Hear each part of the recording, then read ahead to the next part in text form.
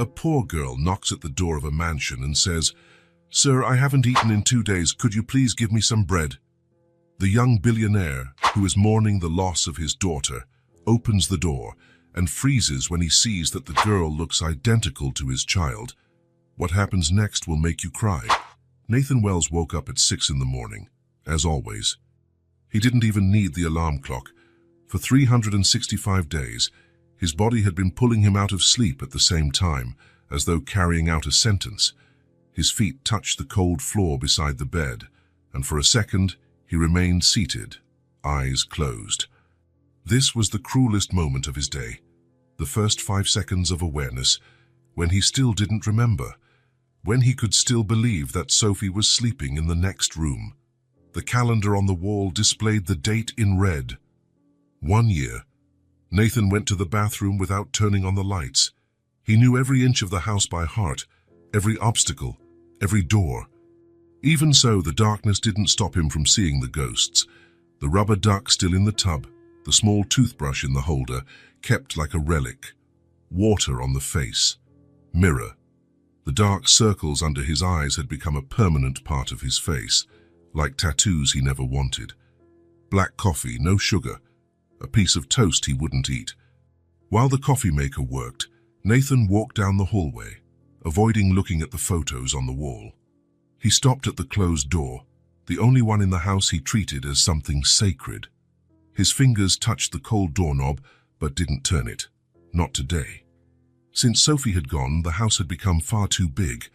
4 bedrooms, 3 bathrooms, a spacious living room, a large kitchen, and a backyard garden. No one tended anymore. Everything was empty. A museum of memories where only a solitary visitor still wandered. In the living room, the toys were arranged exactly as on the last day. A doll on the couch staring at nothing. A castle made of colorful blocks on the coffee table. Children's storybooks neatly stacked. Nathan wouldn't let the housekeeper touch any of it. Sometimes he would sit on the floor and pick up a toy just to feel its weight in his hand. People told him he should pack it all away. Clean. Start over. As if grief had an instruction manual. The phone rang.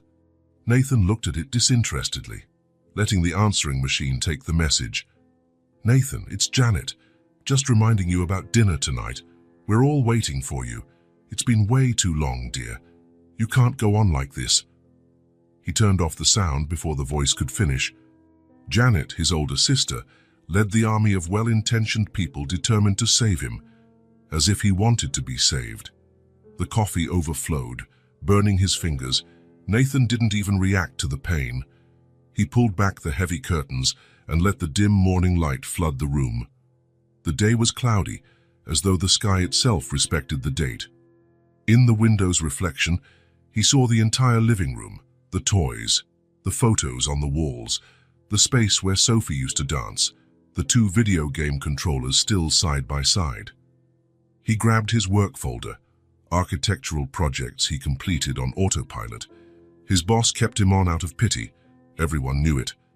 Nathan Wells, the brilliant architect who now drew soulless buildings, symmetrical, functional, empty, like his life. He checked the clock. It was only 6:40.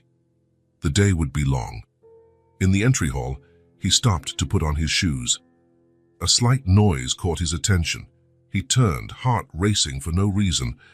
The sound didn't repeat, but for one absurd instant, he expected to see Sophie coming down the stairs in her unicorn pajamas, hair a mess, asking for pancakes. "Stop it," he told himself. At the front door, 3 locks. Nathan had installed them after she was gone, as if he could lock the pain out, as if he could keep more precious things from slipping away.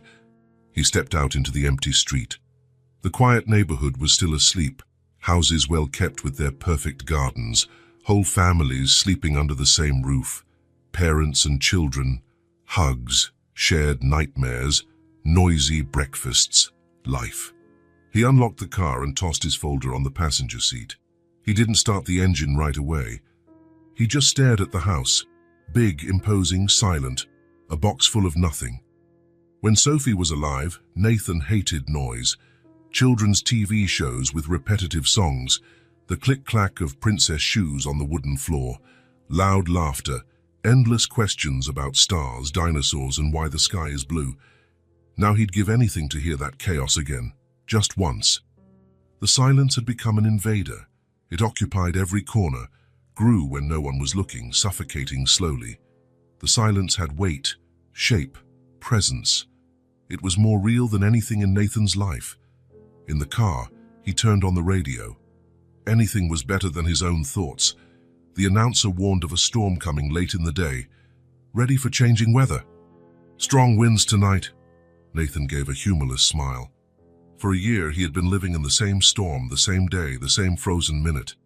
The difference was that no one else saw the rain drenching him. He started the car but didn't drive to the office. Not today. His boss would understand. The cemetery was 20 minutes away. Nathan knew the route by heart. He could have done it with his eyes closed. He bought flowers from the usual spot. The florist always set aside sunflowers on Fridays, knowing who bought them and for whom. As he drove, the silence in the back seat haunted him. Where there should have been a booster seat, conversation about school, pleas for made-up stories during traffic. "The house is empty without you, Sophie," he muttered to no one. The storm arrived earlier than predicted. Large drops battered the windshield as Nathan parked at the cemetery. He grabbed the flowers and stepped out without an umbrella. He didn't mind getting wet. Little did he know that this storm would bring more than water. It would bring a knock at the door. A second chance. A girl soaked by the rain, with eyes he would recognize anywhere. But for now, all Nathan knew was the weight of silence, a silence that screamed louder than any sound in that big, empty house. Nathan returned from the cemetery drenched. The rain had turned into a furious storm, sweeping through the streets and forcing cars to slow down while pedestrians ran for cover. He parked in the garage but didn't get out of the car right away. He sat there, watching the water stream down the windshield, blurring everything outside. As always, visiting Sophie's grave left him exhausted. It wasn't just the emotional weight of the memories, but also the effort to maintain composure, to not completely break down in the middle of the cemetery. He had learned to save his collapse for inside the house, where no one would see him. When he finally went in, he dropped the keys on the entry table and took off his soaked coat. His shoes squeaked against the wooden floor, leaving wet footprints down the hallway. He loosened his tie and headed to the kitchen to grab a towel to dry his hair. The clock read 4 in the afternoon. Nathan hadn't eaten anything all day, but his stomach wasn't complaining. Appetite was one of the many things that had died with Sophie. He ate because he had to, not because he wanted to. Bread, fruit, anything that required little effort. As he dried his hair, he wandered through the house with empty eyes. Some mail was piled on the living room table, probably bills. He ignored them. The TV had been off for so long, Nathan wondered if it still worked. Silence was his only constant companion. His cell phone vibrated in his pocket. A text from his sister. "Dinner at 7. We'll pick you up. I won't take no for an answer today." Nathan sighed. The anniversary of his daughter's death, and he still had to endure a dinner full of pitying looks and forced conversation. People saying life goes on as though it were some universal truth applicable to everyone. As if there were a timer for grief. He decided to take a hot shower. Maybe it would chase away the deep cold that seemed lodged in his bones. It wasn't the cold from the rain, it was something deeper that no heater could fix. In the bathroom, he turned the shower to its hottest setting, letting steam fill the small space. As the water ran over him, he closed his eyes and tried not to think of anything. This was the closest he could get to peace. 20 minutes later, he put on sweatpants and an old t-shirt. He didn't need to dress up for dinner. He had already decided not to go. He would send Janet a text with some excuse, maybe a cold. It wouldn't be a total lie, given the rain he'd endured. Outside, the storm worsened. Thunder shook the house slightly. Nathan remembered how Sophie was afraid of thunder, how she would run to his room during storms, asking to sleep beside him. "The sky monsters are fighting," she used to say. He sat on the living room armchair with a glass of whiskey. He didn't drink often, but today was different. Today deserved a temporary numbness. He turned on the lamp, the only source of light in the room darkened by the storm. Outside of work hours, Nathan avoided bright lights. The dimness matched his mood.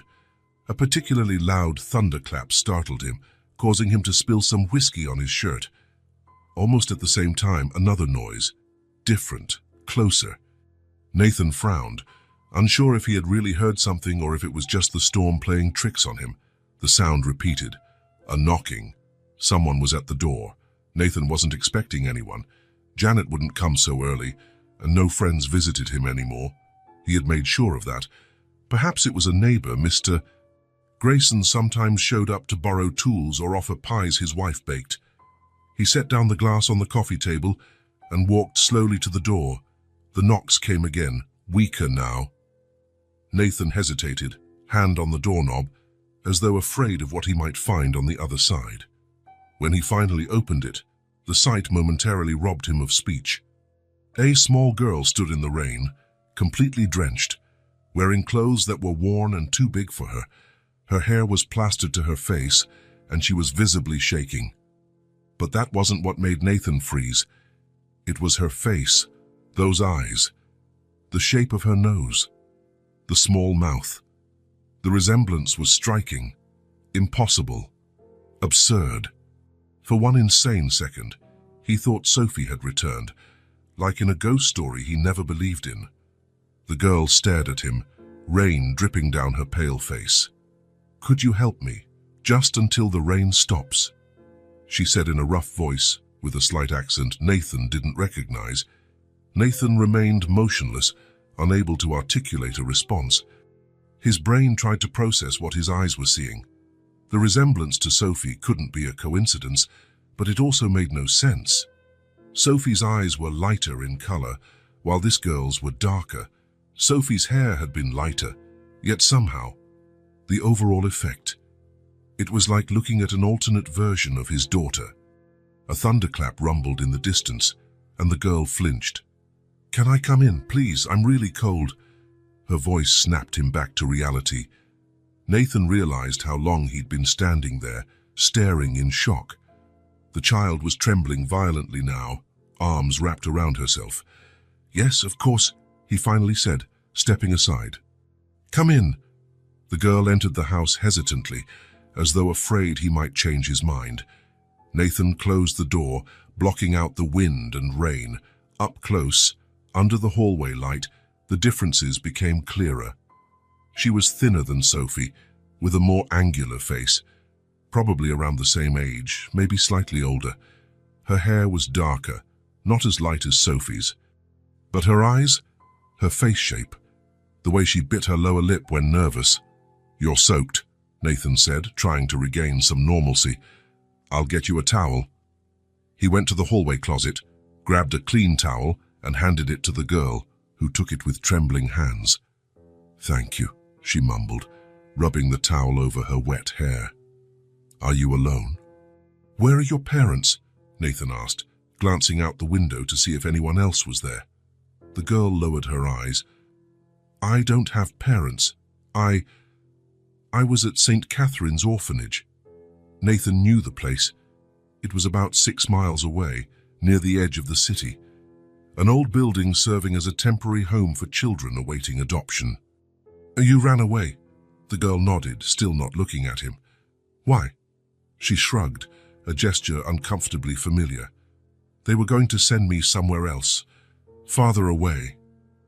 Nathan realized they were still standing in the entryway. The girl was shivering even with the towel. "You must be hungry," he said, surprised by his own words. He didn't usually offer food to strangers, let alone invite them in. "Let's go to the kitchen. I can make something hot for you to drink." The girl followed him silently, towel still on her shoulders. In the kitchen, Nathan turned on the lights and pointed to one of the chairs by the table. "Have a seat. I'll make some hot chocolate." While he heated the milk, he watched her from the corner of his eye.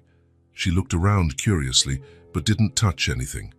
Her posture was cautious, as though she worried about breaking an unspoken rule. "What's your name?" Nathan asked, pouring the hot milk into a mug.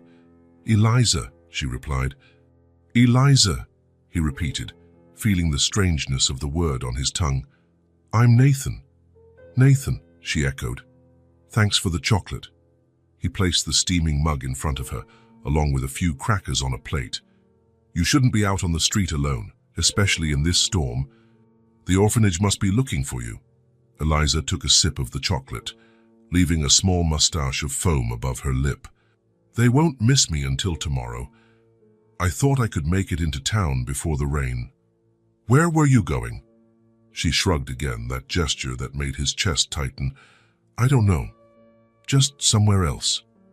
Nathan sat down across from her, still trying to reconcile her appearance with the impossibility of the situation. Maybe he was going crazy. Maybe the anniversary of Sophie's death, the visit to the cemetery, the stress. Maybe it was all making him see similarities where none existed.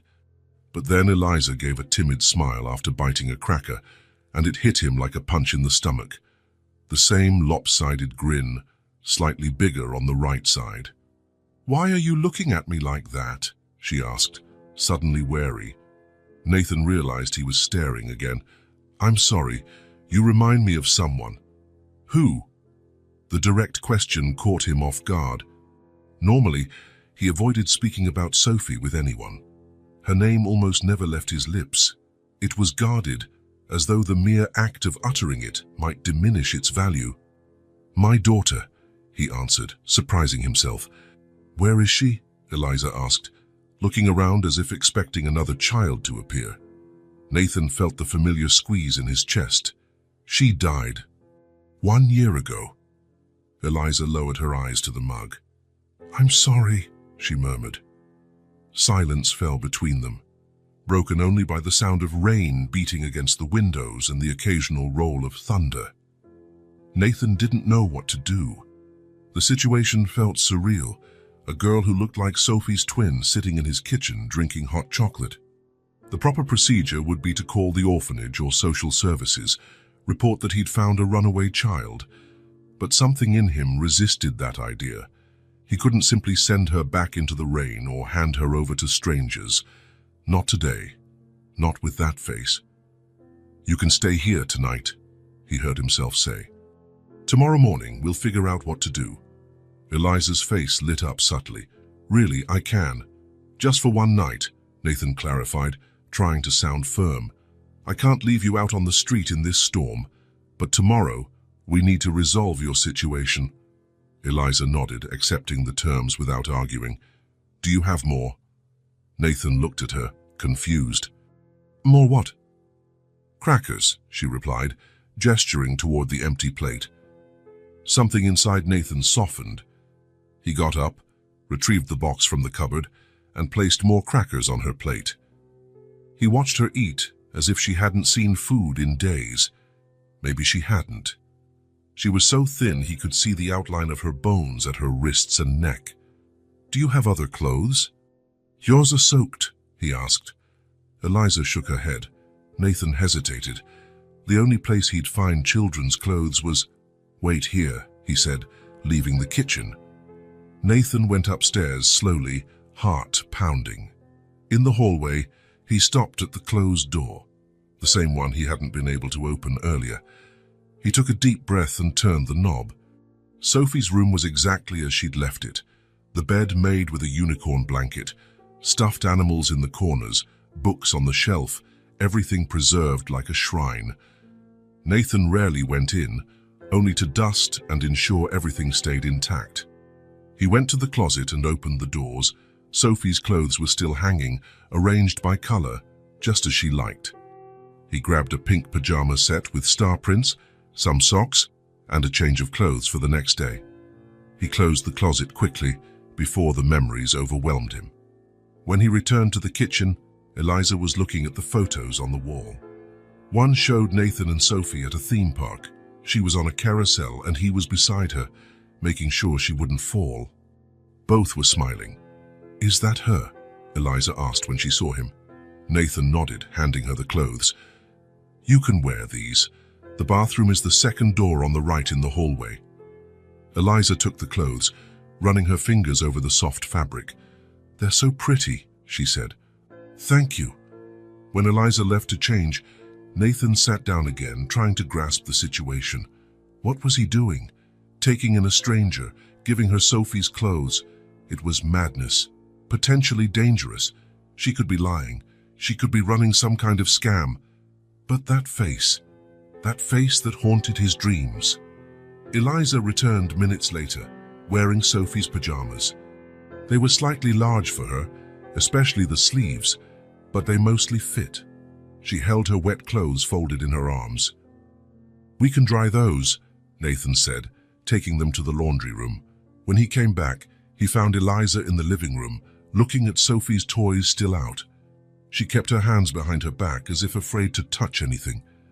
"So you have a lot of toys," she commented. "They're hers," Nathan replied. "Sophie's," saying his daughter's name in front of a stranger, something he hadn't done in months. Strangely, it didn't hurt as much as he'd expected. Eliza nodded, her eyes scanning the items. A doll on the couch, some children's books, colorful blocks. "You can sit," Nathan said, indicating the couch. She sat carefully, as though worried she might break something. Her feet barely touched the floor. Nathan didn't know what to do next. He wasn't prepared for company, let alone a child who seemed like a ghost from his past. He turned on the TV, searching for a children's channel. "Do you like cartoons?" he asked. Eliza shrugged again. "I'm not sure, I don't watch much TV." Nathan found a channel playing an animated show and placed the remote beside her. "You can watch whatever you want. I'll get the guest room ready for you." As he climbed the stairs, Nathan realized that his house, once as silent as a tomb, now had a new sound, the soft chatter of the television and an occasional childish giggle. It felt strange, unsettling, and, in a way, comforting. The guest room was rarely used, only when Janet or some other relative stayed over, which happened less and less. He quickly changed the sheets and fluffed the pillow. It was a bed far too big for a child, but it would do for one night. When he returned to the living room, Eliza was asleep on the couch. The TV was still on, but she wasn't watching anymore. She was curled up, hugging a pillow, her face relaxed in slumber. His first instinct was to wake her and guide her to the guest bed, but something stopped him. The sight was mesmerizing. A child sleeping on his couch, wearing Sophie's pajamas, with Sophie's face. Nathan went to the hallway closet and grabbed a blanket, draping it over Eliza carefully so as not to wake her. She stirred slightly but remained asleep. He sat in the armchair nearby, watching her. The resemblance was still shocking, even in sleep. He knew he should be calling the authorities. He knew that harboring a runaway orphan without notifying anyone was probably illegal, but he couldn't make himself stand up and make that call. Tomorrow, he told himself. He'd take care of it tomorrow. For now, for the first time in a year, the house didn't feel quite so empty. The silence was broken, and impossibly, a little girl with Sophie's face was sleeping on his couch. The past had returned, and Nathan wasn't sure he wanted it to leave again. Morning arrived quietly, with weak sunlight appearing after the previous night's storm. Nathan had slept on the couch. He couldn't bring himself to go upstairs. He preferred to stay in the living room like an improvised guardian, watching over the girl, but Eliza was no longer there. Nathan jolted awake, heart pounding. Had she run away again? Slipped out while he was sleeping without saying goodbye? The thought bothered him more than it should have. "Eliza," he called, voice rough with sleep. No answer. He checked the kitchen, empty. Her clothes were no longer in the laundry area. He was about to go upstairs when he heard a slight noise from above. Soft footsteps, almost imperceptible. Nathan climbed the stairs slowly, following the sound. In the hallway, Sophie's door was ajar. His heart skipped a beat. That door was always kept closed. He stopped at the entrance, trying not to make a sound. Eliza was inside, moving around the room with quiet curiosity. She still wore Sophie's pajamas, but her hair was combed, her face washed. She didn't touch anything, just observed, like a respectful visitor in a museum. Nathan couldn't muster any anger at her intrusion. There was something reverent in how she explored the space, like she knew it was special. Eliza stopped in front of the photo wall. Nathan knew exactly what she was looking at. The wall was a visual timeline. Sophie as a newborn in his arms at the hospital. Sophie taking her first steps holding his fingers. Sophie on her first day of school. Sophie blowing out birthday candles. Sophie at the beach building sandcastles. Sophie in the park on a swing at the library. In the mountains on a winter trip. Sophie in all sorts of places, always smiling, forever frozen in those images. "She looks like me," Eliza whispered, not realizing Nathan was at the door. He could have left quietly, pretended not to notice, or waited for her to leave. But instead, he stepped forward. "She was my daughter, Sophie. She went to heaven 1 year ago." Eliza turned, startled. Her eyes widened as she saw Nathan there, as though expecting to be scolded for intruding. "I'm sorry," she said quickly. "I shouldn't have come in here." Nathan shook his head slightly. "It's okay." Eliza looked at the photos again, eyes fixed on one in particular. Sophie happily enjoying a strawberry ice cream sitting on a park bench. That crooked smile, slightly larger on the right side. The same smile Eliza had. "She was really pretty," Eliza commented, still absorbed in the photo. "Yes, she was," Nathan agreed, his voice less tense than he'd expected. Talking about Sophie usually felt like stepping on glass shards, but somehow Eliza's presence made it less painful. Maybe because she didn't look at him with pity like everyone else did. "What happened to her?" Eliza asked, turning to Nathan. The direct question caught him off guard. It had been a long time since anyone asked him that. People either knew or avoided the topic. Nathan felt the familiar tightness in his chest, the reluctance to revisit that day. But looking at Eliza, with those eyes so much like Sophie's, he couldn't turn away. "It was an accident," he said simply. "We were crossing the street. A car didn't stop at the red light." He didn't mention the details, didn't talk about letting go of Sophie's hand for a second to check his phone, the sound of the impact, or how he held her in his arms while waiting for the ambulance, knowing it was already too late. Eliza nodded, as though understanding more than he was saying. Her eyes returned to the photos. "She seemed really happy." "She was," Nathan confirmed, taking a few steps closer. "Sophie loved to laugh. She loved telling silly jokes she made up. She loved dancing around the house and drawing." The words came more easily than he anticipated. He couldn't recall the last time he'd mentioned these everyday joys about Sophie, rather than just the tragedy of her death. "Did she like ice cream?" Eliza asked, pointing to the photo. Nathan smiled, a movement that almost hurt his face, which had grown unused to smiling. "Strawberry. It was her favorite, even in winter." "Mine's chocolate," Eliza offered. Nathan nearly said it was his favorite too, but stopped. He didn't want to create artificial bridges between them. He watched Eliza walk over to Sophie's bed, where several stuffed animals were arranged against the pillows. She looked at them with an expression that was impossible to decipher. Was it envy, sadness, or something deeper? She was lucky. She had someone. The words were so quiet he almost didn't hear them. But he did, and they struck him like a physical blow, knocking the air from his lungs. Nathan closed his eyes, trying to process the impact of that sentence.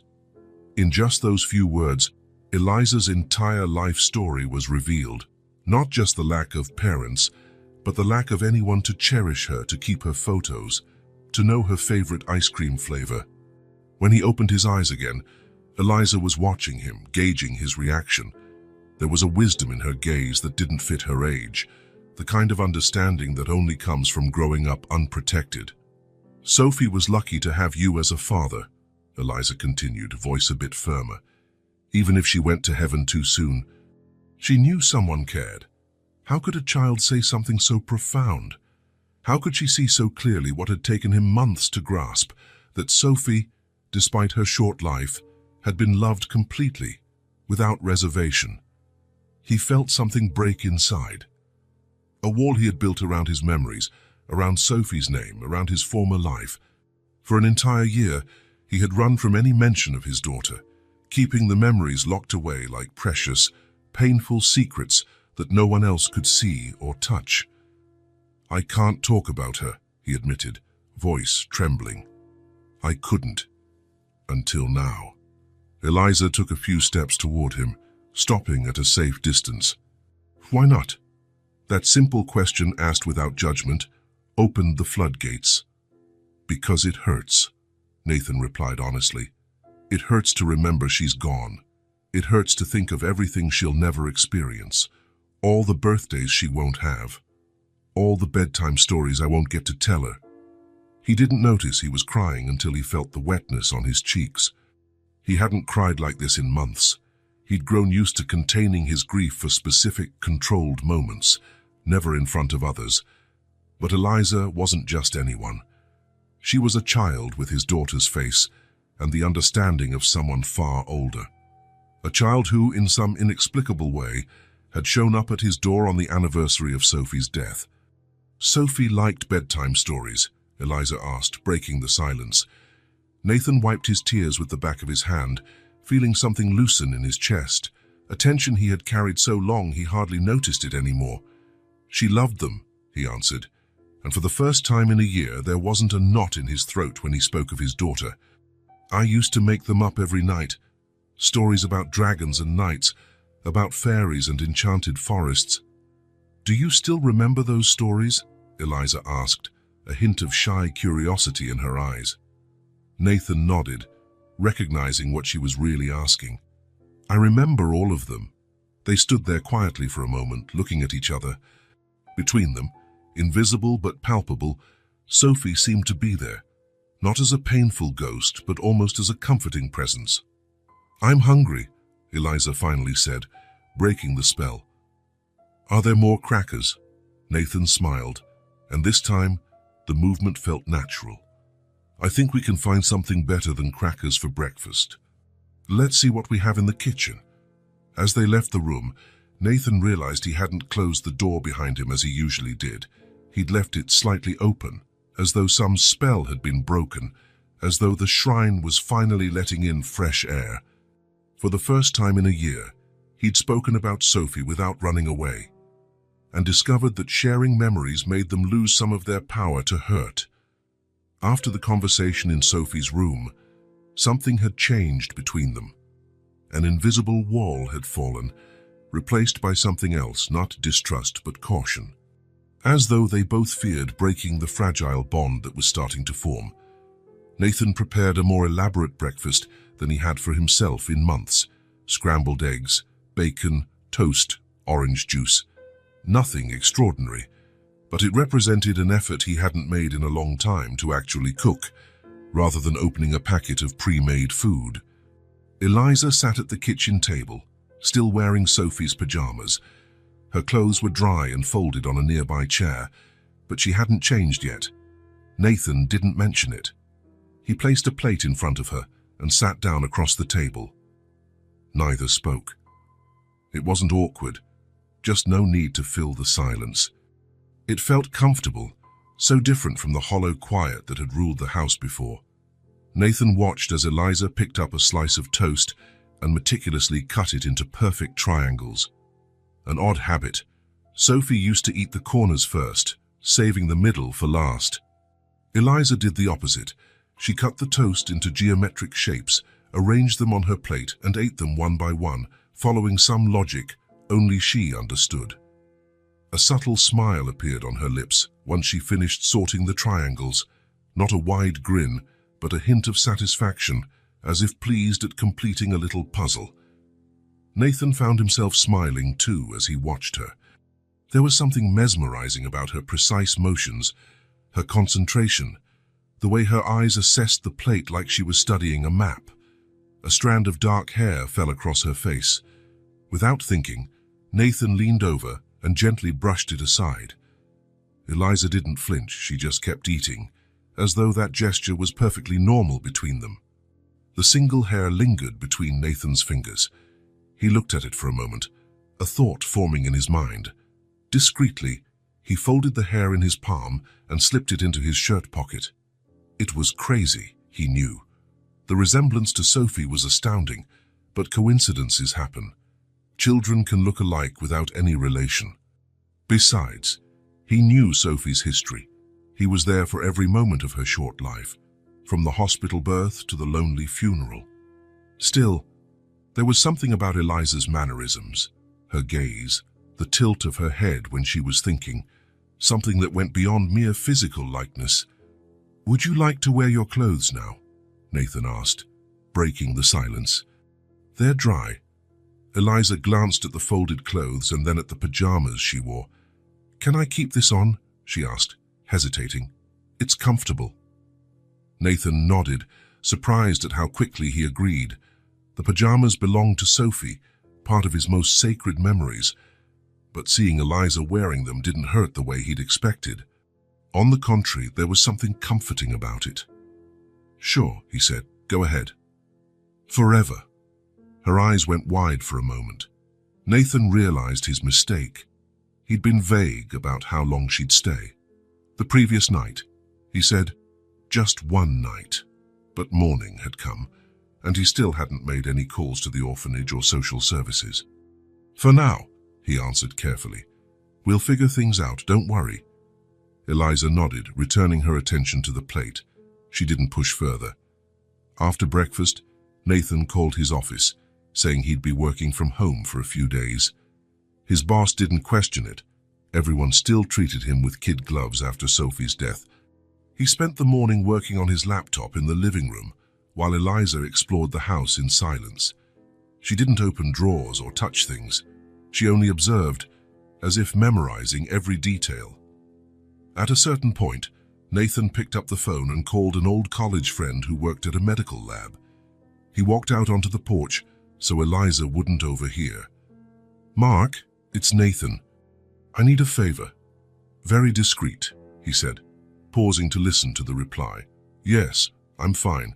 I just need you to analyze a DNA sample for me." "No, it's not for a project. It's personal." It took a few minutes to explain. Mark agreed to help, still puzzled by the request. He promised discretion and said results would be ready in a few days. When Nathan came back inside, he found Eliza sitting on the living room floor, looking at the bookshelf. "Do you like stories?" he asked. She shrugged. "I don't know. No one tells stories at the orphanage." Nathan stepped to the shelf and picked up a brightly illustrated book. This was one of Sophie's favorites. It's about a girl who finds a secret door to another world. He handed the book to Eliza, who took it carefully, as if afraid of damaging its pages. "Could you tell me that story?" she asked, flipping through it and looking at the illustrations. "Sure, it's yours now." Her eyes lit up for a moment. She opened the book and began examining the colorful pictures, running her fingers over the pages with reverence. The day passed peacefully. Nathan made sandwiches for lunch. Eliza kept reading, pausing only to eat. He watched her discreetly while he worked, still grappling with the strangeness of the situation and the comfort he felt simultaneously. That evening after dinner, Nathan suggested a movie. He didn't mention that this had been another ritual he shared with Sophie. Every Friday was movie night at home, complete with popcorn and chocolates. Eliza chose an animated film about a lonely robot searching for connection. She sat on the couch, knees drawn to her chest, completely absorbed in the story. Nathan sat on the other end of the couch, keeping a respectful distance. It was odd, he thought, how quickly they'd formed this domestic routine, as if Eliza had always been there. Halfway through the movie, he realized she'd fallen asleep. Her head rested against the couch arm, hands still clutching the book she'd been reading all day. Nathan lowered the volume on the TV and watched the sleeping child. Her face bore the same serene expression Sophie had when she nodded off during a movie, a mixture of contentment and abandon, as though no worries existed for those few hours. He stood quietly and fetched a blanket from the hallway closet, the same one he'd used the previous night. Gently he covered Eliza, who shifted slightly but didn't wake. Nathan stepped back a few paces to take in the scene, a child sleeping on his couch under a blue blanket, the television casting a soft glow on her face. The house that had felt empty for so long now sheltered life again. He realized, with a startling clarity, that the house was breathing again, The rooms didn't seem quite so deserted. The hallways no longer echoed with oppressive silence. The air felt different, as though the windows had been opened after a long winter. Eliza's single strand of hair remained in his pocket. In a few days, he'd have answers to questions he could barely formulate. Meanwhile, he allowed himself to savor this sensation that something broken was slowly, tentatively mending. Nathan turned off the TV. In the darkness of the living room, lit only by the faint glow from the kitchen, he stood for a few minutes watching Eliza sleep. She wasn't Sophie, he knew that. But there was something there, something impossible to define, that made him feel he was no longer completely alone. For a house that had known only silence for a whole year, the soft sound of a sleeping child's breathing was the sweetest symphony. The weekend arrived with a timid sun after days of rain. 3 mornings had passed since Eliza had arrived at Nathan's house. The one night had quietly stretched on, without either of them mentioning it. It was like a silent agreement. No talk of tomorrow, no tough questions. Nathan had called his boss again, requesting a few more days to work remotely. He made up a story about plumbing issues, an excuse no one questioned. He needed time to think, to decide what to do about Eliza. The strand of hair he'd collected was already at Mark's lab. Results in a few days, his friend had promised. Until then, Nathan allowed himself to live in this strange temporal bubble, where past and present blurred in the presence of a girl who so resembled Sophie. During these days, Nathan observed that Eliza was extremely perceptive. She learned quickly where everything was in the house, adapted to his schedule, never asked for anything beyond the basics. She was a child who'd learned to occupy the smallest possible space in the world, to not be a bother, to make herself nearly invisible. Nathan wondered what kind of life had taught her such skills. On this particular Saturday morning, Nathan was at his makeshift office in the dining room, answering work emails. Eliza had eaten breakfast and now ventured into the backyard, the first time she'd been outside since she arrived. Nathan glanced out the window occasionally, making sure she was okay. She wandered through the unkempt garden with cautious curiosity, touching the leaves of plants, watching birds in the trees, drawing patterns in the damp earth with a stick. She didn't play as typical children do. She moved like a small explorer, mentally cataloging each discovery. When Nathan saw her come back inside, he returned his attention to the laptop. He was focused on a tricky email from a demanding client when he realized he no longer heard Eliza's footsteps. The sudden silence alarmed him. He'd grown accustomed to the soft presence she brought. He stood and walked through the house, checking the kitchen and living room. No sign of her. He went upstairs to check the guest room where she slept. Empty. Sophie's room, the door now slightly ajar since their talk, also empty. That's when he heard it. A light sound, barely audible, a muffled giggle, like someone trying not to be noisy. Nathan followed the sound to the end of the hallway, where a door remained shut. Sophie's playroom, the only room he'd kept untouched exactly as it was on her last day. Not just preserved, but genuinely undisturbed. Toys still strewn across the floor as Sophie had left them, a board game mid-play, open markers beside a half-finished drawing. The door was now ajar. Nathan crept closer and peeked through the gap. Eliza was inside, sitting on the floor, completely absorbed in her discovery. The room was a child's treasure trove, shelves full of toys sorted by type, a large dollhouse big enough for a kid to enter, a small table, and colorful chairs for drawing or crafts, piles of board games stacked to the ceiling, and a big basket overflowing with stuffed animals. Nathan watched her pick up a rag doll, examining it with awe before carefully putting it back in its place. Then she lifted a box of colorful blocks, building and dismantling small towers. She treated every toy with respect, as though they were rare and precious artifacts. "I've never seen so many toys in my life," she murmured to herself in wonder. Conflicting emotions hit Nathan. Part of him wanted to rush in and stop her. This was Sophie's final sanctuary, the space he'd guarded so closely. Nobody had entered it since the accident. Not even the housekeeper was allowed to clean it. Almost reflexively, he pushed the door open and took a step inside. Eliza saw him immediately and froze, eyes wide like a startled deer. Her small shoulders tensed, and she gently placed the teddy bear she'd been holding back on the floor. "I'm sorry," she whispered, voice barely audible. "I shouldn't have come in here." She started to stand up, clearly preparing to leave as quickly as possible.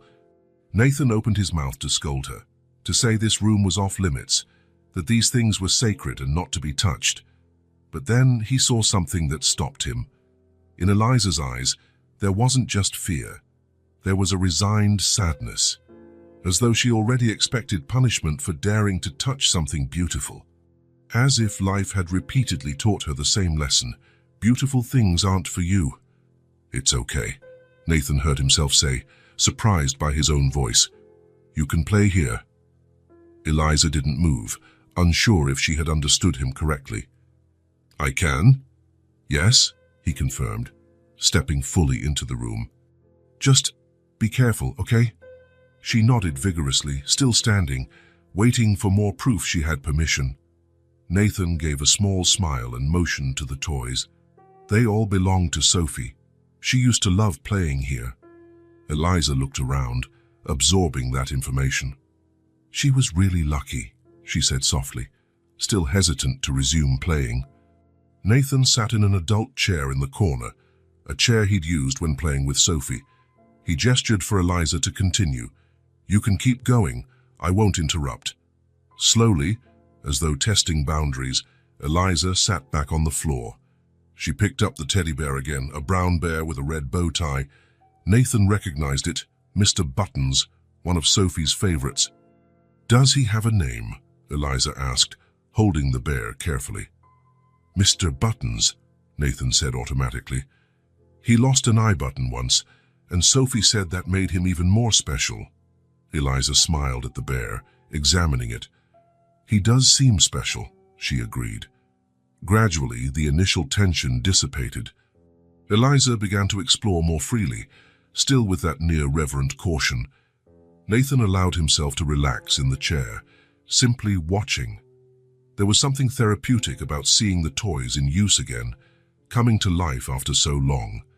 For a year, they'd been painful relics, fossilized reminders of lost happiness.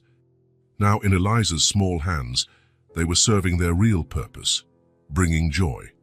When Eliza discovered a box of costumes, her eyes lit up. There were crowns, magic wands, superhero capes, fairy wings, pirate hats. She looked at Nathan, silently seeking permission. "Try them on," he encouraged. Eliza picked up a gold plastic crown and put it on her head. It was too big, slipping down over her eyes, and she adjusted it, laughing softly. "Now I'm a princess," she announced shyly. "Every princess needs a scepter," Nathan said, leaning over to grab a star-tipped wand. He handed it to Eliza, who took it with shining eyes. "And a kingdom," she added, surveying the room as if seeing it anew. Nathan watched as she built a kingdom using colorful blocks, arranging stuffed animals as her subjects, declaring new royal laws with her wand. It was the first time he'd seen her fully act like a child, not the wary, grown-up figure who had shown up on his doorstep 3 nights ago. Gradually, without noticing, Nathan found himself included in the play. Eliza designated him the royal advisor, asking his opinion on important kingdom matters, whether lunch should be ice cream, whether dragons could be domesticated, whether clouds were made of cotton candy. He answered with mock seriousness, slipping into his role more easily than he'd have expected. When was the last time he'd played like this? Allowed himself to indulge in this fantasy world without guilt. At one point, Eliza found a blue wizard's hat covered in silver stars and placed it on Nathan's head. "Now you're magical too," she declared. Nathan adjusted the hat, ridiculously small for his adult head, and made an exaggerated bow. Eliza burst out laughing, a pure crystalline sound filling the room. Then Nathan was laughing too, freely, without guilt or the shadow of grief, a laugh he hadn't known he could still produce. The play continued, evolving naturally. The kingdom was threatened by an invisible dragon, represented by a large beach ball, which was eventually tamed and turned into the official guardian of the royal treasure, a collection of colorful beads. Nathan was amazed by Eliza's creativity, impressive for a child who claimed she'd never seen so many toys. At some point, she found a box of colored pencils and paper. She sat at the small table, drawing intensely, her tongue poking out the corner of her mouth, another gesture that reminded him painfully of Sophie. "What are you drawing?" Nathan asked, walking over. "Our kingdom," Eliza replied without looking up. Nathan observed the drawing taking shape, childish lines but surprisingly detailed. A castle, trees, what looked like her wearing the crown, and a taller figure beside her, presumably Nathan with the wizard hat. "You're really good at drawing," he commented. Eliza shrugged but smiled at the compliment. "At the orphanage, sometimes we had paper and pencils. I like to draw." As she continued drawing, Nathan noticed an open shoebox by the table. Inside were several notebooks and loose pages, Sophie's old drawings. Eliza must have found it while searching for paper. A pang of alarm hit him. Those were personal treasures, intimate memories. But then he realized he didn't mind Eliza seeing them. Somehow it felt right. Eliza finished her drawing and held it out to Nathan. "It's for you," she said softly, "to thank you for letting me stay here." Nathan took the paper, genuinely moved. "Thank you, Eliza, I'll keep it safe." As he looked at the drawing, Eliza turned her attention back to the shoebox. She picked up a purple-covered notebook, Sophie's sketch diary. Nathan watched as she flipped through it carefully, admiring the bright drawings of a child. Eliza paused on one page, her eyes widening. "What's this?" she asked, showing Nathan the notebook. It showed two girls holding hands, one slightly taller than the other, both wearing colorful dresses. Above the drawing, in a child's messy handwriting, were the words, "Me and the girl from my dreams." Nathan felt a chill down his spine. He vaguely remembered that drawing. Sophie had made it after a high fever when she was sick for almost a week. She'd mentioned dreaming of a special friend, a friend who played with her in her dreams. "Sophie drew that after she was sick," he explained, voice a bit rough. "She said she dreamed of an imaginary friend." Eliza kept looking at the drawing, spellbound. She ran her fingers over the images gently, as if she could feel the texture of the colors. "Who's the other girl?" she asked. "I don't know," Nathan admitted. "Sophie called her the girl from my dreams. She said it was a special friend who only appeared when she was asleep." Eliza continued to trace the page with her fingertips, her eyes fixed on the two figures holding hands. There was something unusual in her expression. Not mere childlike curiosity, but something deeper, as though she was trying to recall a buried memory, or forging a connection she couldn't explain. "I dream too," she said quietly, almost to herself. "There's a girl who plays with me, but I can never see her face." Nathan felt his heart rate spike. Coincidence, or something more? He hoped the DNA results would offer some answers, but each moment with Eliza led to new questions. "Dreams are mysterious," he offered, trying to keep his tone light despite the storm of thoughts in his mind. Eliza finally tore her gaze from the notebook and looked at Nathan. "Do you think Sophie and I could have been dreaming about each other? Even if we never met?" The question, posed with childhood simplicity, struck Nathan like lightning. Impossible, of course. "And yet, who knows?" he replied, unable to find a better answer. Eliza closed the notebook gently and put it back in the box. "Can I keep playing?" she asked, returning to the tangible reality of the moment. "Sure," Nathan said, still shaken by the strange coincidence. While Eliza went back to exploring the toys, Nathan remained seated, observing her. The moment with the drawing had added a new layer of mystery around her, not just her resemblance to Sophie, but also this inexplicable dream connection. Afternoon light streamed through the windows, bathing the playroom in a golden glow. Watching Eliza play with Sophie's beloved things, Nathan realized something fundamental had changed. The playroom, which for so long had been a painful mausoleum of frozen memories, was alive again. The toys had returned to their original purpose, bringing joy to a child. And he, once the guardian of an unchanging past, was allowing himself to look at the present, maybe even the future. Eliza put on a pirate hat and wielded a plastic sword, declaring that the kingdom was now under threat from friendly pirates. Nathan adjusted his wizard hat, ready for another round of make-believe. From the corner of his eye, he saw the purple notebook in the shoebox, 2 girls holding hands. Me and the girl from my dreams. There were more mysteries in this house than Nathan could understand. But for now, as he laughed freely for the first time in a year, he decided the mysteries could wait. The envelope arrived on a Tuesday. Nathan found it among the usual mail and recognized it immediately. Mark's lab had kept its promise. The DNA test results were inside, the answer to the mystery that had plagued him since Eliza showed up at his door. He waited until evening, after Eliza fell asleep, to open it. Sitting in his office with a half-finished glass of whiskey, he carefully tore the paper and pulled out the report. Positive result, genetic compatibility, father-daughter. The confirmation hit him like a lightning bolt. Eliza was his biological daughter. Not just uncannily similar to Sophie, they shared his DNA. Her striking resemblance now had an explanation, but so many questions remained. How was it possible? How had he never known Eliza existed?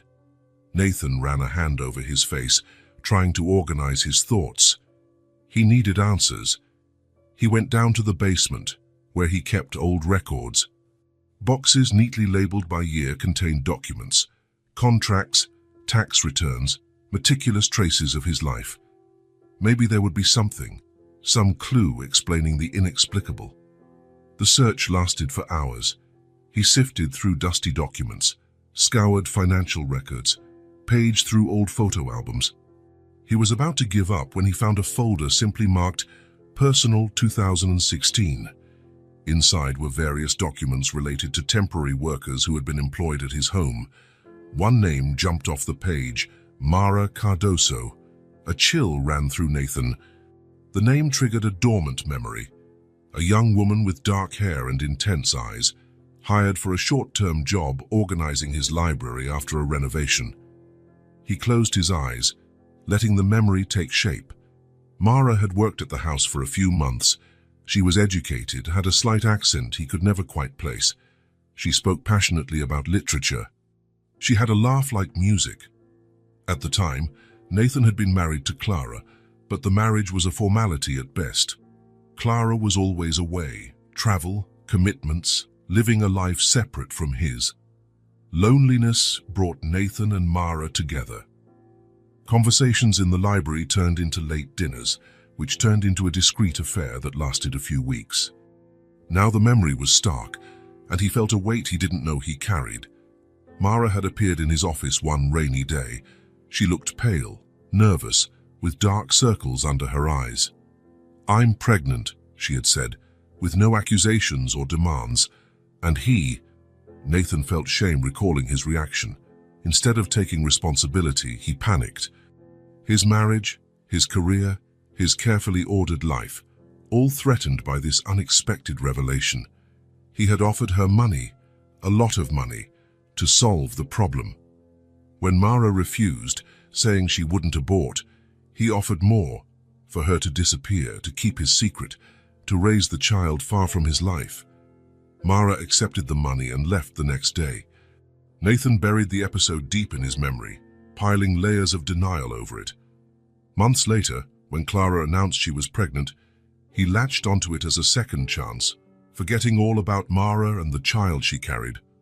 Sophie was born, and Nathan fell in love with his daughter instantly. When Clara filed for divorce 3 years later, he fought only for Sophie's custody, which he easily won. Clara had never shown much maternal interest. Now, sitting in the dusty basement, Nathan confronted the terrible truth.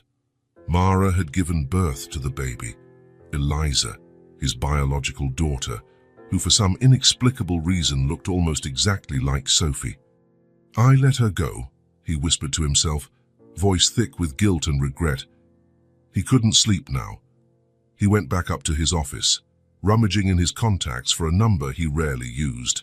Michael Keegan, a private investigator he'd hired during the divorce. It was almost 3 in the morning when he dialed. Michael answered, sounding groggy. "Keegan here? Michael, it's Nathan Wells. I know it's later, but this is urgent. I need your services again." A pause, then the sound of movement. "Wells, long time. What happened?" "I want to find the mother of the girls," Nathan said, voice thick with emotion. "Her name is Mara Cardoso. Worked for me in 2016. I need to find her as soon as possible." "Girls, plural." Michael sounded puzzled but remained professional. "I'll need more details." Nathan provided everything he could recall: Mara's appearance, approximate age, the month she worked for him, the amount of money he'd transferred to her. "I'll start immediately," Michael assured him. "If she's still in the country, I'll find her." "Money is no object," Nathan emphasized. "Just find her. It's more important than you know." After hanging up, Nathan went to the bedroom where Eliza slept. He looked at her peaceful face in the dim light, so much like Sophie's it hurt. How could he not have seen it earlier? How had he missed that they were practically duplicates? Returning to his own room, sleep refused to come. He spent the rest of the night scrolling through old photos of Sophie, now seeing clearly the features both girls shared. Michael Keegan was efficient. 3 days later, he called with news. "Found her," he said. "She's living in a small town about 120 miles away. Works as a librarian. I just sent you the address." Nathan exhaled deeply, thanked him, and hung up. He looked at Eliza, who was quietly drawing at the kitchen table, unaware of everything. He couldn't take her with him, not before understanding the whole story. "Eliza, I have to take a trip tomorrow. It'll be quick, just 1 day. My sister Janet will stay here with you, is that okay?" The girl glanced up from her drawing, a flicker of worry crossing her face. "You'll come back, right?" That simple, direct question revealed her greatest fear: being abandoned again. Nathan crouched beside her. "I'll come back, I promise. It's something I can't postpone." Eliza nodded, accepting his word without argument. The next morning, after leaving Eliza with Janet, who asked a dozen questions he skillfully dodged, Nathan hit the road. During the 3-hour drive, his mind buzzed with questions and theories. The municipal library where Mara worked was a modest building. Nathan took a deep breath before entering, unsure how he'd explain himself after all these years. When he saw her behind the desk, his heart pounded. Mara looked different: shorter hair, a few fine lines on her face, but still unmistakable. The same dark eyes Eliza had inherited. She recognized him instantly. Nathan saw shock in her expression, followed by a resigned sadness, as though she always knew this day would come. "Nathan," she said simply, not as a question, but a statement. "Mara," he replied, voice nearly failing, "we need to talk." She nodded, said a few words to a co-worker, and led him to a small study room in the back of the library. She closed the door, and they stood in silence for several seconds, weighed down by unspoken secrets. "How did you find me?" Mara finally asked. "A private investigator. That's not important now," Nathan said, pausing to gather courage. "Eliza is with me." Mara's face went pale. "How?" "She showed up at my door. She ran away from the orphanage during a storm," Nathan said, drawing a deep breath. "She looked so much like Sophie, I almost didn't believe it. I did a DNA test. She's my daughter." Mara collapsed into a chair, as though her legs no longer supported her. "I always knew this day would come," she whispered. "How is she?" "All things considered, she's okay." Nathan looked her in the eye. "Mara, I need to understand. Why was Eliza in an orphanage? And why does she look so much like Sophie?" Mara glanced at the small window in the study room. "When I left your house, I was pregnant with twins," she began, voice quiet but firm. "I found out in the 3rd month. I was alone, no family, little money despite what you gave me. Most went to medical care." Nathan felt the world tilt beneath him. Twins. The word echoed in his mind like a bell. When the girls were born, I realized I couldn't raise both, Mara continued. I was alone, working 2 jobs and living in a rented room. She paused, tears rolling freely now. I made the hardest decision of my life. What decision? Nathan asked, though he already suspected the answer. I kept Sophie for a year, but my situation only got worse. I couldn't give her the life she deserved. Mara wiped her tears. And Eliza? I left her at the orphanage right after birth, promising myself I'd return when I could. But Sophie? Nathan asked, confused. Sophie was born to my wife. I was there at the hospital. I saw the birth. Mara shook her head slowly. No, Nathan. The child you knew as Sophie was my daughter, our daughter. I brought her to your house when she was almost a year old. I left her at your door with a note saying, "Take care of our daughter." Nathan felt as if he'd been punched. It was absurd, impossible, yet it explained everything, the uncanny resemblance between the girls, Clara's detachment from the child, the bizarre dreams Eliza had mentioned. Clara was never pregnant, Mara went on, unyielding in her revelations. She saw a chance to save your marriage when she found a baby on the doorstep, with a note identifying you as the father.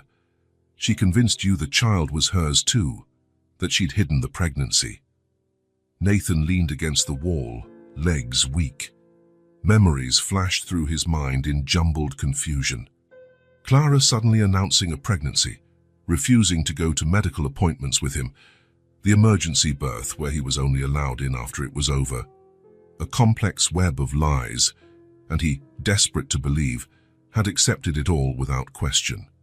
Why, he asked, voice almost inaudible. Why separate the sisters? Mara looked directly into his eyes, her face etched with pain and resolve. I just wanted one of them to have a chance. With you, Sophie could have everything, education, comfort, opportunity. I thought maybe I could save up and reclaim Eliza later, at least raise one of them decently. She took a shaky breath, but I never managed it. Each year it got harder. And when Sophie died, Nathan asked, feeling the familiar pang that word carried. I almost lost my mind, Mara admitted. I wanted to get Eliza immediately, but I was afraid of you, of your reaction, afraid I couldn't care for her. So I kept putting it off, visiting her secretly at the orphanage, promising I'd bring her home soon, but until she got tired of waiting and ran away. Nathan sank into a chair, overwhelmed. Sophie, his Sophie, had never been Clara's child. She was Mara's child, Eliza's twin, both his biological daughters, separated by tragic circumstances. Why didn't you ever come to me? He asked, anger surfacing. I had the right to know. You pushed me away, Nathan, Mara said without bitterness. You paid me to disappear. You made it clear you didn't want any responsibility. Why would I seek out a man who didn't want his own children? Her words slapped him. She was right. He'd been a coward, choosing the easiest path. I tried to do the best for them, Mara continued, her voice softening. I know I made mistakes, but I never wanted to hurt them. I just wanted them to survive, to have a chance. Nathan covered his face with his hands, tears impossible to hold back. Everything finally clicked. Strange coincidences, dreams, the supernatural likeness. They were both my daughters, he whispered, voice breaking. And I failed them both. Mara didn't respond. There was no adequate reply. When Nathan finally looked up, his eyes were bloodshot, but there was a fierce determination in them. I won't fail again, not with Eliza. What are you going to do? Mara asked, a hint of alarm in her voice. Give her what she deserves. A home, safety, unconditional love, Nathan said firmly. What about you? What will you do? The question hung between them, heavy with unspoken implications. Mara looked out the window at the darkening sky. I don't know, she finally admitted. I'm not sure I have the right to be in her life after everything. Nathan stood, gathering the pieces of his shattered dignity. That's something we'll have to work out, together or apart, he said, pausing to lock eyes with her. But first, I need to get back home. I promised Eliza I would come back. Driving home through the beginning of another storm, Nathan felt the weight of truth on his shoulders. He had discovered far more than he'd sought, more than he ever imagined. Both were his daughters, Sophie and Eliza, twins separated by poverty, by circumstance, by the wrong decisions of the adults who should have protected them. And he had failed them both. He had failed Sophie by not questioning the circumstances of her arrival in his life. 447. He had failed Eliza before she was even born, denying her a father, a home, a family. Now only one daughter remained. One chance at redemption. One opportunity to do the right thing, finally. Nathan sped through the storm, eager to get home, to see Eliza, to begin repairing the mistakes of the past, to build a future where the ghosts could finally rest. The drive back felt endless. Nathan kept his eyes on the dark road, made darker by the brewing storm, but his mind replayed every detail of his conversation with Mara, trying to process the devastating truth. Twins. Sophie and Eliza were twins, his daughters, both of them. One was gone forever, and the other had spent years in an orphanage, unaware she had a father, a sister, a history. When he finally reached his home, it was night. The living room lights glowed, casting dancing shadows across the front garden. Nathan remained in the car for a few moments, reorganizing his thoughts, preparing to face Janet and her inevitable questions. More than that, preparing to face Eliza. How would he look at her now, knowing who she truly was? He took a deep breath and stepped out of the car. The rain had stopped, but the air was still damp and heavy, either after or before another storm. Nathan opened the front door and entered. Janet was in the kitchen, preparing something.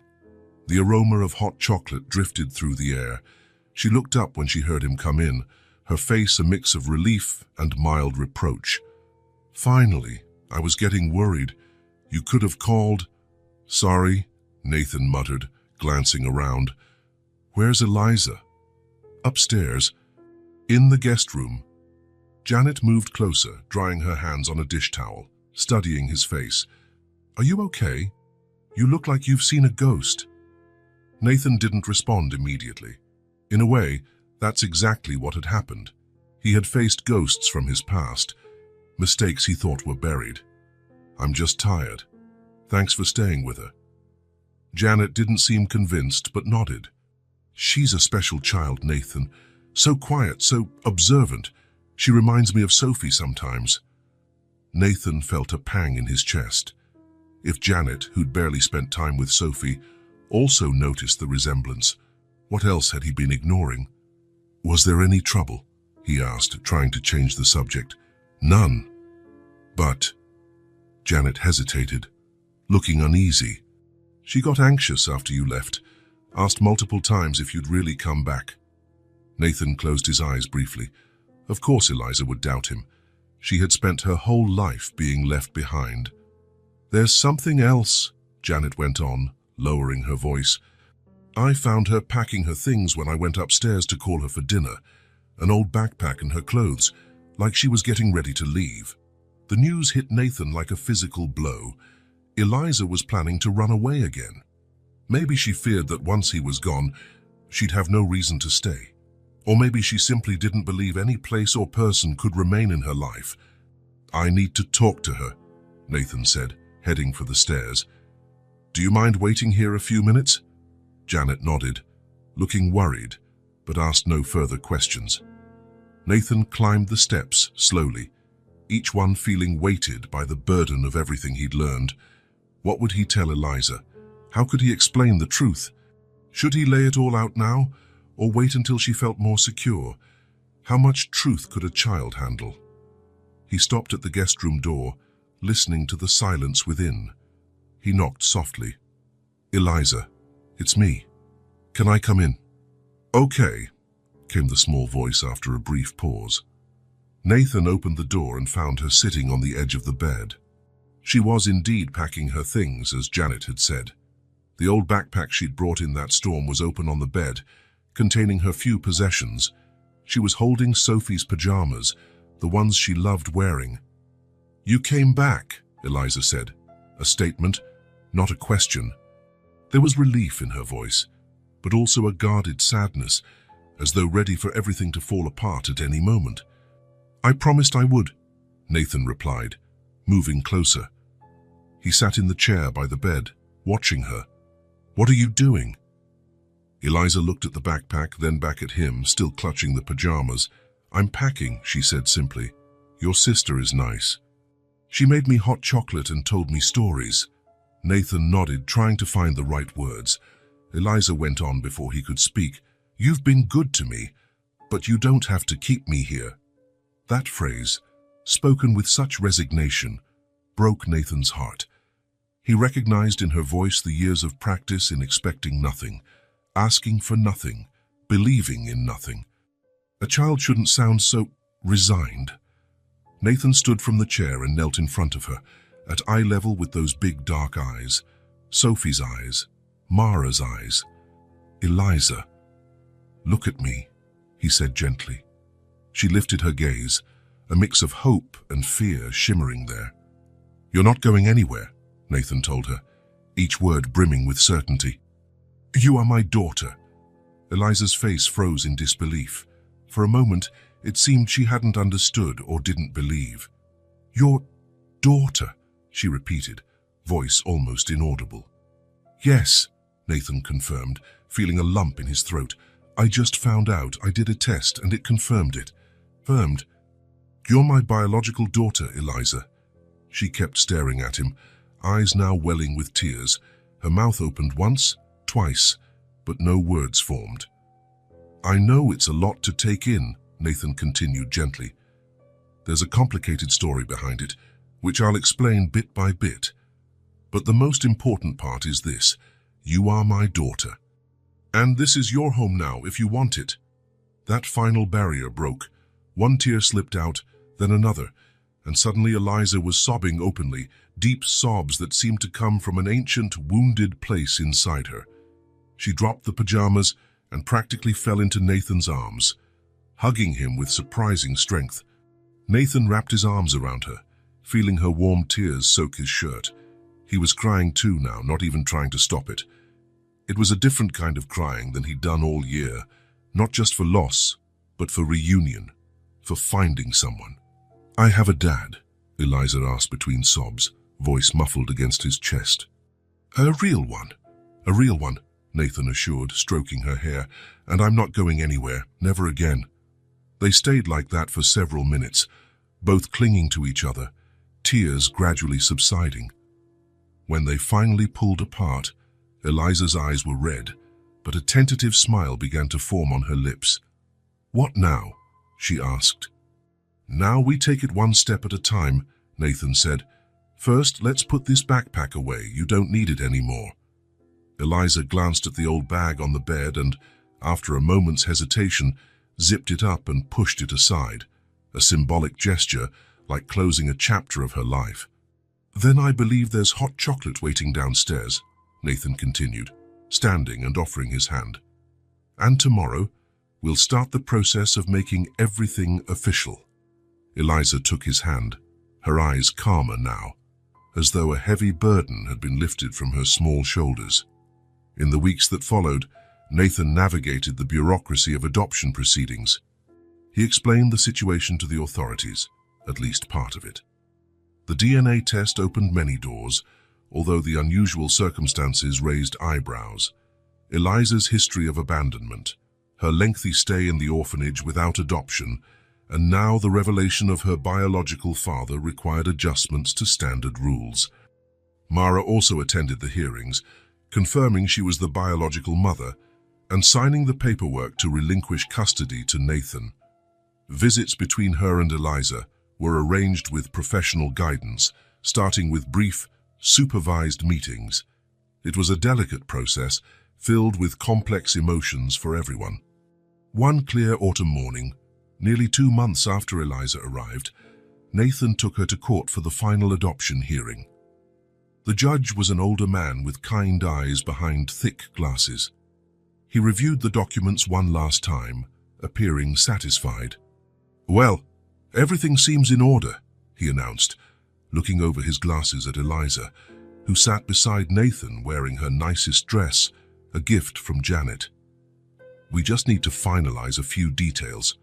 A court clerk approached with the final forms. Full name of the child, she asked, pen in hand. A brief silence.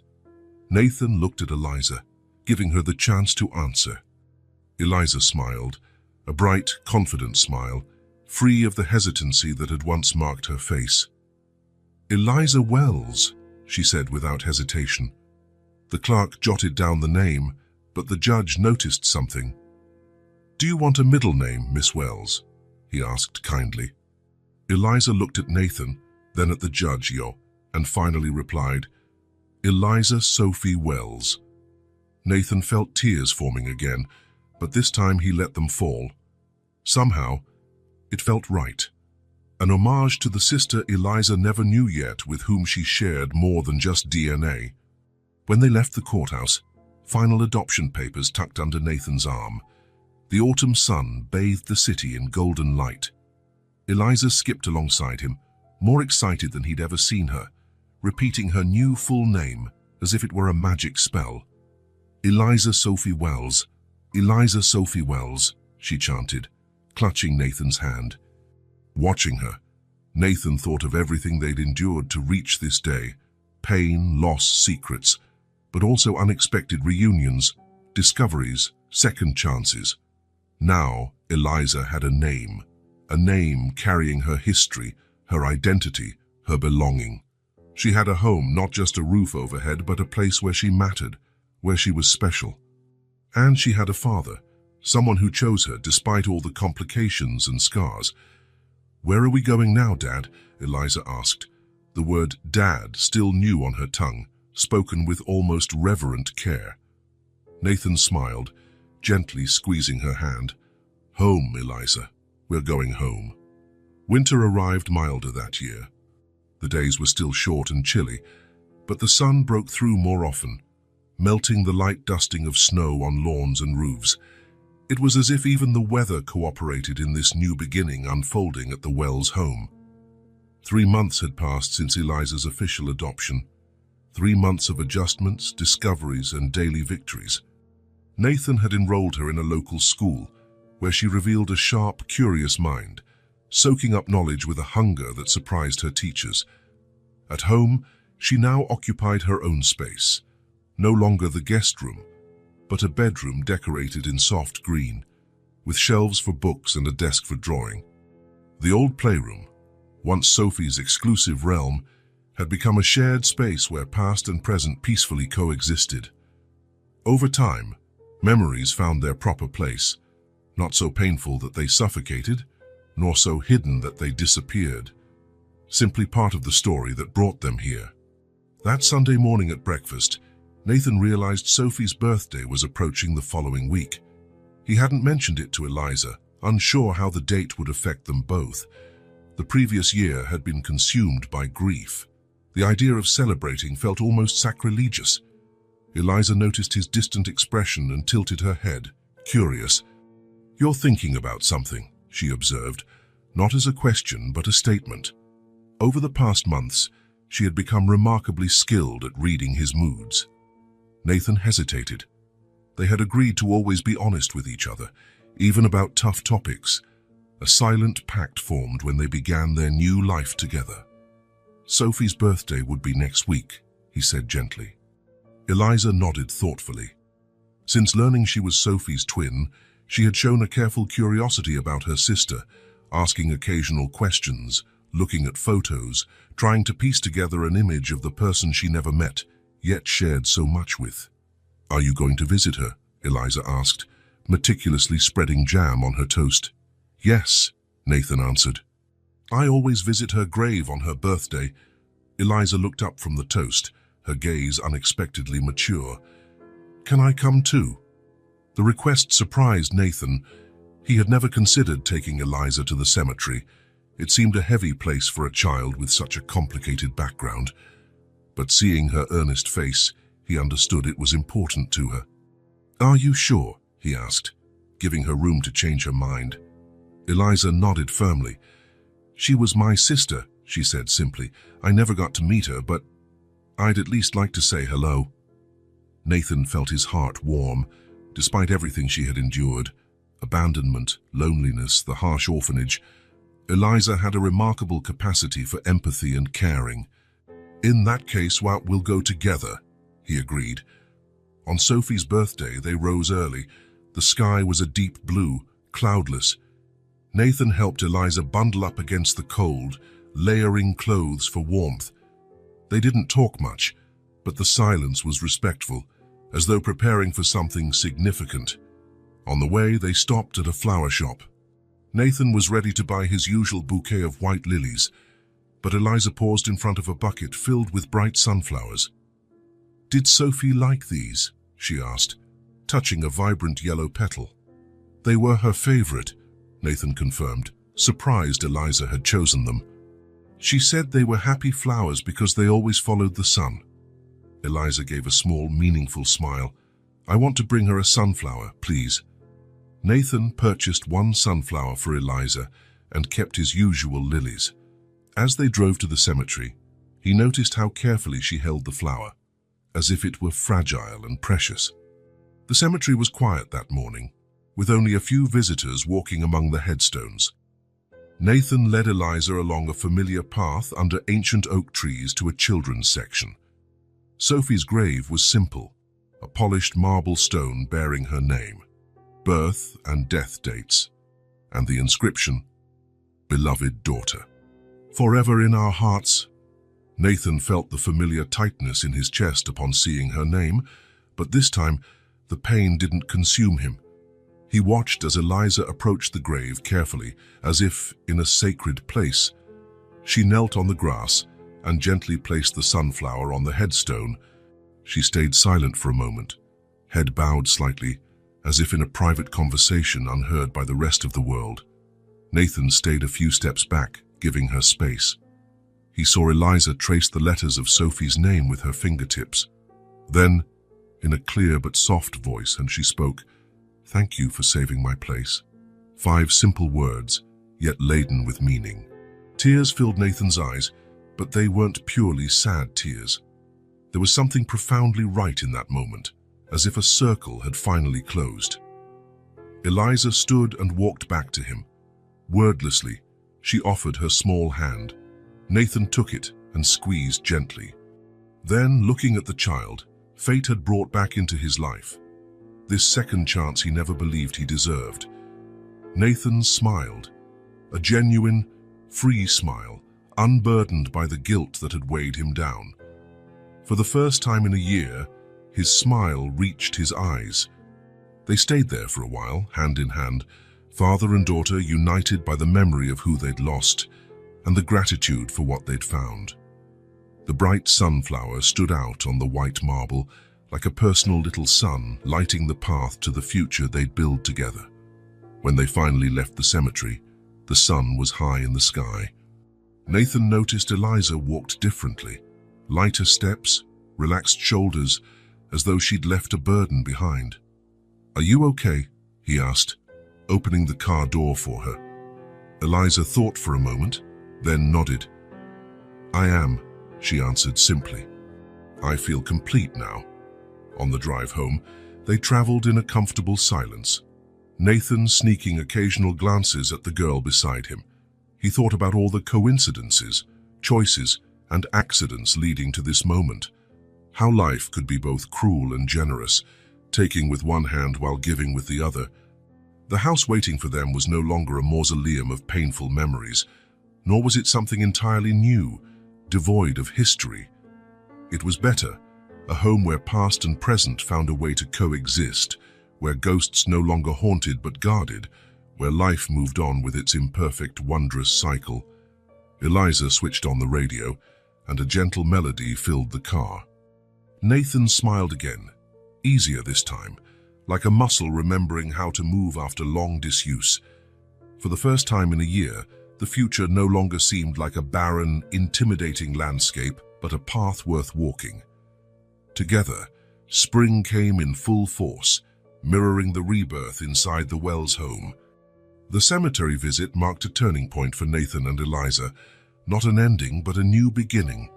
Something had changed between them, an invisible barrier disintegrating so that both could breathe more freely. Eliza thrived at school, slowly making friends at her own cautious pace. Nathan returned to the office 3 days a week, balancing his career with fatherhood. Sometimes Mara visited on Sundays. Her relationship with Eliza remained complicated, full of contradictory emotions. But with each visit, small bridges were built. The house that once felt like a mausoleum now radiated life. Laughter echoed in the hallways. The kitchen rarely fell silent. There was always some meal being cooked. And Nathan discovered he liked cooking, especially when Eliza perched on a stool, watching him, asking questions or suggesting ingredients with her childlike logic. Only one space remained untouched, Sophie's bedroom. Since the day Eliza explored it and found the photo, the door had remained closed, not locked or forbidden, just respectfully shut, as if both understood that room needed its own time to transform. Nathan pondered this often. Eliza's bedroom, the former guest room, had been redecorated and personalized, but it was small.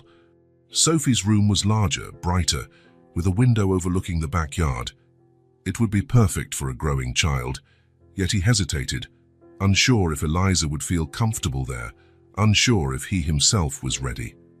One sunny Saturday afternoon, while Nathan was arranging some books on the living room shelf, Eliza appeared at his side, silently. She still had that habit, approaching quietly before asking an important question. "What is it?" Nathan asked, recognizing the signs. Eliza bit her lower lip, a gesture she made when gathering courage. "Can I ask you something hard?" Nathan knelt, so he was at eye level. "Of course, you can ask me anything." She took a deep breath. Why is her room always closed? Is it because it hurts you too much to see it? Direct, blunt, typical Eliza. In the months they'd lived together, Nathan had learned she tackled difficult subjects head-on, without the sugar-coating adults often apply for children. At first, that was it, he answered honestly. It hurt a lot to see her things, to remember she wasn't coming back. And now? Nathan thought for a moment. Now it's more complicated. It's not that same sharp pain. It's not knowing exactly what to do with that space, how to honor her memory while still moving forward. Eliza nodded, taking in his words with a seriousness that often surprised him. "I dreamed about that room last night," she confessed. "It was filled with sunlight and someone was playing there, but I couldn't see who." A shiver ran through Nathan. Eliza's dreams always intrigued him, especially when Sophie was involved. "Would you like to see the room again?" he asked, the idea forming as he spoke. She nodded quietly. Together, they climbed the stairs, their footsteps echoing on the polished wood. They stopped before the closed door, a physical and emotional barrier separating past from present. Nathan took a deep breath and turned the knob, opening the door slowly. Afternoon light streamed through the half-open curtains, bathing the room in a warm, golden glow.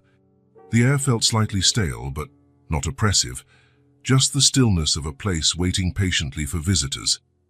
Eliza hovered on the threshold, as though waiting for explicit permission to enter. Nathan stepped aside, inviting her in silently. She walked in carefully, once again with that quiet reverence of someone entering hallowed ground. The room looked exactly as before, the unicorn comforter on the bed, the bookshelf filled with Sophie's favorite titles and trinkets, the plush rug, the small desk near the window. Sophie was present in every corner, every color choice, every object. Eliza moved around, gently touching items as she had on her first visit. But this time, something was different in her expression. Not just curiosity, but recognition, familiarity that shouldn't be possible for someone who'd barely spent time here. She stopped by the window, gazing at the backyard, where early spring flowers had begun to bloom. Sunlight lit her face, highlighting faint freckles on her nose, so much like Sophie's. "I missed this even though I didn't know it," she said softly, as if speaking to herself. Nathan stepped closer, standing beside her. "What do you mean?" Eliza frowned, searching for the right words. "It's like when you're really thirsty, but don't realize it until you take that first sip of water." She paused. "I never had a place like this, but it feels like my heart remembers." The simple depth of her words made Nathan's chest tighten. Again, that strange sense that the twins shared something beyond the physical, a bond he might never fully grasp. Or maybe it was just Eliza's natural longing for a home. Either way, he felt humbled. "This room belongs to you too," Nathan said, the words coming easily. Eliza turned to him, eyes questioning. "Really? But what about her things?" "We can store some and keep others," he explained. "This space can honor Sophie and still be your room now. I think she'd like that." A tentative smile curved Eliza's lips. "Can I sleep here tonight?" "Of course," Nathan agreed. "We can move your stuff in little by little. We can reshape this room together." Eliza nodded, satisfied by the suggestion.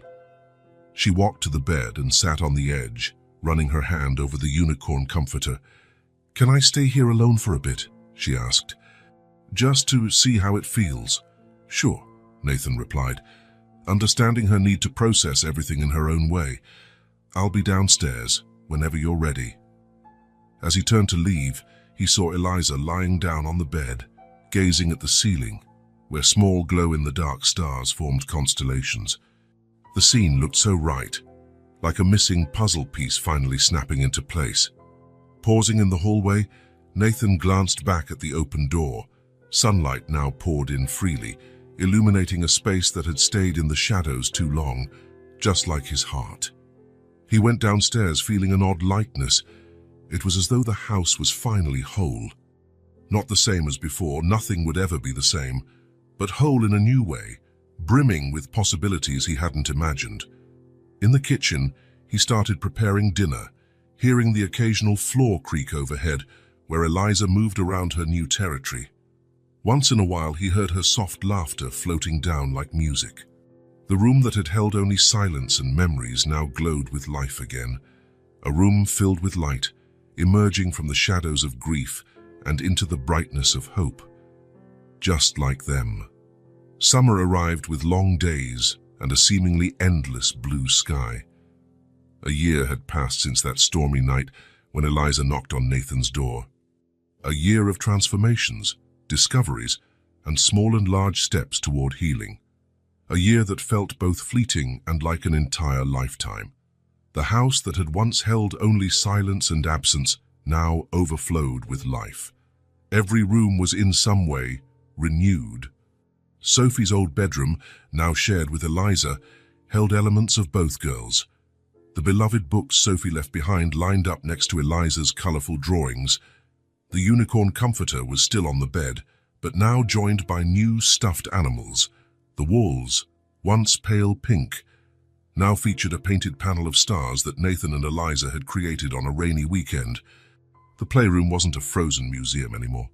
The toys, now regularly scattered and reorganized, truly lived again in a child's hands. The kitchen rarely stayed silent. If empty, it still carried the aroma of a shared meal. One Sunday morning, Nathan woke to the familiar sound of Eliza's bare feet running along the hallway. He smiled before even opening his eyes. This was the new rhythm of the house, starting the day with energy, purpose, and excitement for what lay ahead, rather than weighted by the pain of what had been lost. He went downstairs to find Eliza already in the kitchen, reaching for the cereal boxes in the high cupboard. "Good morning," he said, yawning. "Need some help?" Eliza turned with a grin. Her hair was messy, a dark halo around her face. She'd grown a few inches in the past months, and her eyes now held a constant sparkle that hadn't been there before.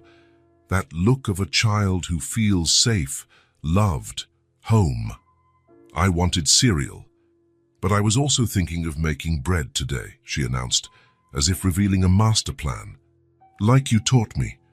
"Sounds like a great idea," Nathan agreed, handing her the cereal box. But breakfast first." They ate together, talking about the day's plans. That was how it always went now, Simple schedules, shared expectations, a safe routine sprinkled with small adventures. "Can I play in the backyard later?"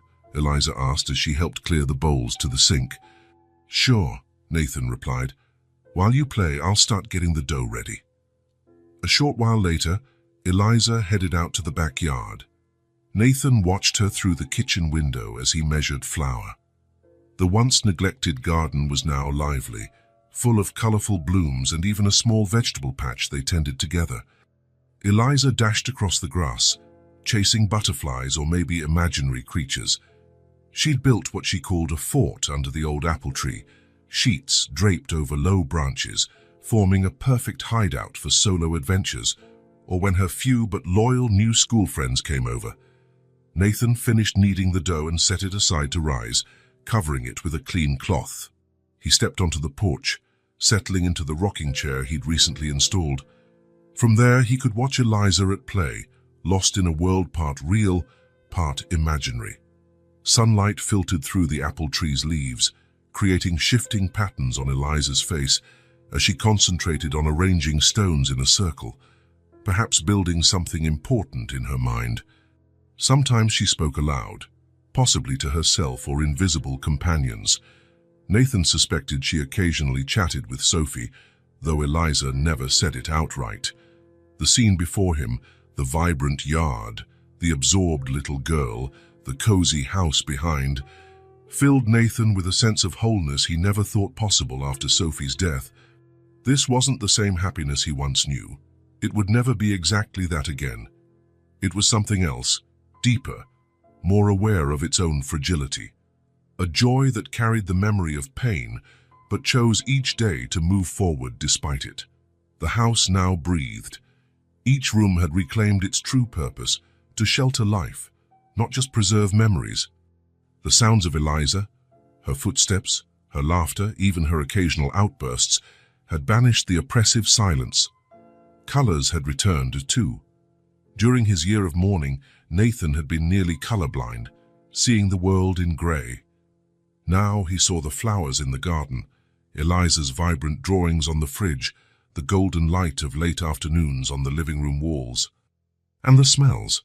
The smell of fresh bread soon to fill the kitchen, the aroma of cookies they baked together on Sundays, the scent of flowers that Eliza insisted on picking and placing in small vases around the house, even the earthy smell of grass clinging to her clothes when she came in from playing.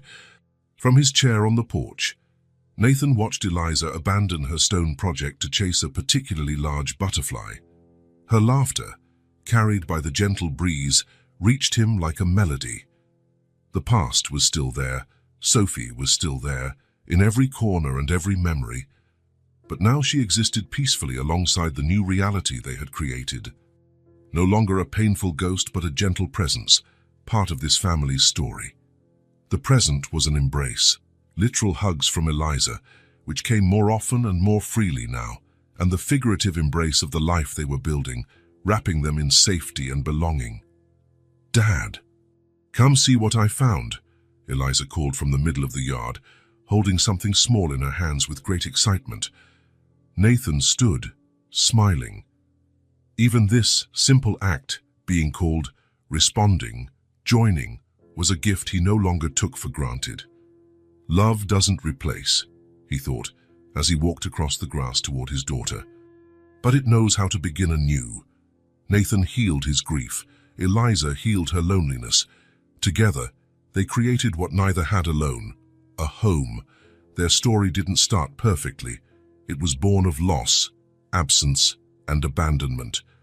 But what they built out of those broken fragments was something new and precious. A family united not only by blood, but by choice, perseverance, and a love determined to flourish in even the unlikeliest soil. In the house that once echoed only with silence, there were now laughter, conversations, and even the occasional argument. Every room and every corner held both old and new memories, woven into a complex tapestry. Nathan learned that a heart can expand even after being shattered. Eliza discovered that belonging is possible, even after a lifetime spent feeling uprooted. And Sophie, in some way, remained, no longer a source of painful absence, but a guiding light that had brought two lonely souls back together, completing a circle begun long before that stormy night. The house, now truly alive, stood not as a mausoleum of frozen memories, but as a space where past, present, and future coexisted in harmony, where pain and joy recognized each other as necessary parts of the same journey, a home.